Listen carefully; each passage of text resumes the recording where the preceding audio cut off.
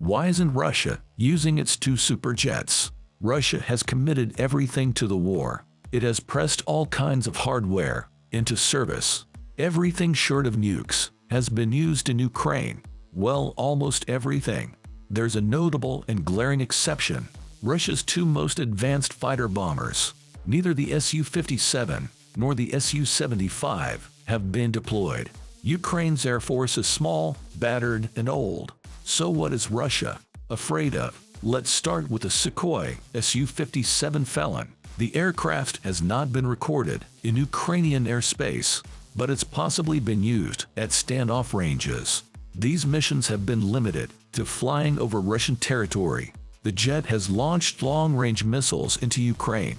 5 Su-57s were spotted stationed at Aktubinsk Air Base. The Su-57 is supposedly a fifth-generation aircraft. That means it's got stealth capabilities. Moreover, it should be capable of supersonic speeds without afterburners. But the jet's combat performance is hard to judge. In 2018, 2 Su-57s were spotted in Syria. A Su-57 was reported to have launched a missile. It was most likely a Kh-59 Mk2 cruise missile. The 2 Su-57 performed 10 test flights in Syria. That deployment only lasted a few days, but the Russian Ministry of Defense made much of its performance. There's just one problem with this. In Syria, Russia was supporting Assad's government. It performed airstrikes against insurgents. The most these insurgents were armed with the manpads. There's no way of shooting down a plane with that kind of weapon. The Russians were unrestricted in Syrian airspace. There was no operational need to deploy stealth planes. Even Russian helicopters were operating with little risk to the crews. In Ukraine, the situation was very different from the outset. As early as March 2022, Russia stopped flying over Ukraine.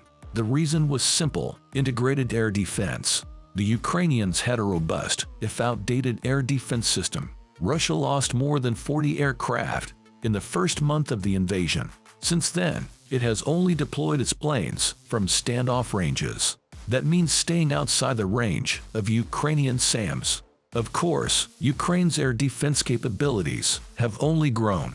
Still, the Su-57 is supposed to be invulnerable and undetectable. But is it? It looks like nobody in Russia wants to risk finding out. The downing of even one Su-57 would be a catastrophe.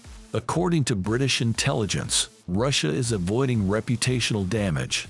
First of all, such a shootdown would compromise secret technology.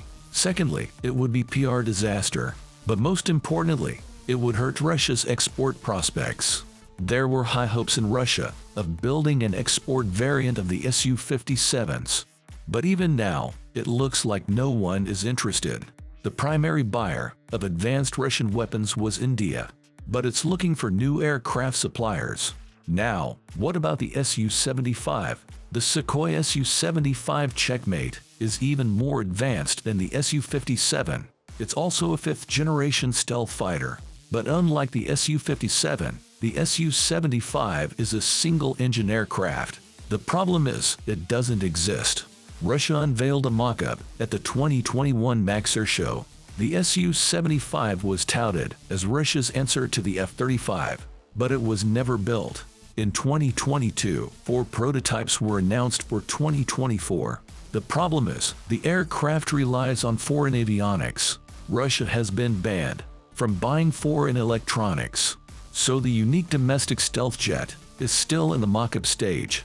That's one threat the Ukrainians don't have to worry about.